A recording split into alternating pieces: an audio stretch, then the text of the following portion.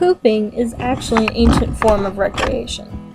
In ancient Egypt, Greece, and Rome, people made hoops out of vines and either spun them around their waists or played hoop and stick games. There is historical medical documentation from a 14th century England of people hooping with either wooden or metal hoops and throwing up their backs. More recently, an Australian company, Toll Toys, and an American company, Whammo, noticed the trend and started making and selling plastic hoops. The fad has gone in and out in the past 60 years or so, as fads do, but it keeps coming back with new competitions, tricks, and lots of happy hoopers.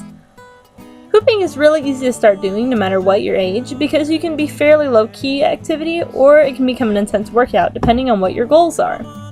To begin, all you really need is a hoop. They're readily available at places like Walmart or Target, but those are usually made for children and are too light for an adult to master easily. They spin too fast.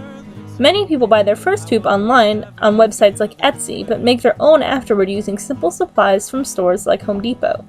The bigger the hoop is, the slower it spins, and that makes it easier to keep up with. Smaller hoops are usually reserved for people who are more advanced. Once you have a hoop, all you need to do is put it around your waist and spin. Don't be discouraged if it falls down quickly. It took me a week to keep the hoop up for the chorus of a song, and I'm still definitely learning. Hooping, even just around the waist, takes a fair bit of rhythm, balance, and control, and with practice, these are very accessible goals. Once you've got the basics down, there are a plethora of resources to turn to learn tricks and new styles. You can hoop around your waist, your neck, your chest, your shoulders, your knees. In addition to all kinds of off-body tricks, there's always something to learn. Any YouTube search will pull up all sorts of hooping videos, tutorials, often associated with more expert hoopers like Hoop Smiles, my personal go-to, performances, how-to videos, which can teach you how to build a hoop and tape it up without going into a rage, and friends goofing around and experimenting, much like the videos I'm showing of me and my friend Emily.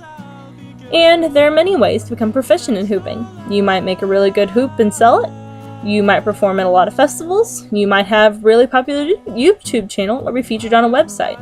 Or, among you and your hooping friends, you can simply be the person with the most experience and knowledge, which might make you the recipient of frustrated calls from your friends who keep hitting themselves in the face when they're trying to do a pizza toss. Yikes. You can also move up into different kinds of hoops, like polypros, which are very small and very quick, but extremely light and easy to manipulate. More locally, you can join groups of hoopers in parks and share tips, new tricks, and experiences with one another. Whether you're just beginning or can hoop with 5 hoops at once and only on your big toe, might be possible. There's always a supportive group of hoopers, real or virtual, to help you learn and grow.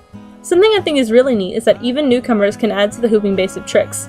By no means have all the tricks and styles been invented yet, and simply messing around and hooping with your friends can yield some interesting results.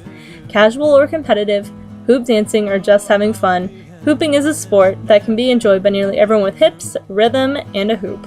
Oh, just be sure to stretch before you hoop, or you might end up like those poor English folk in the 14th century.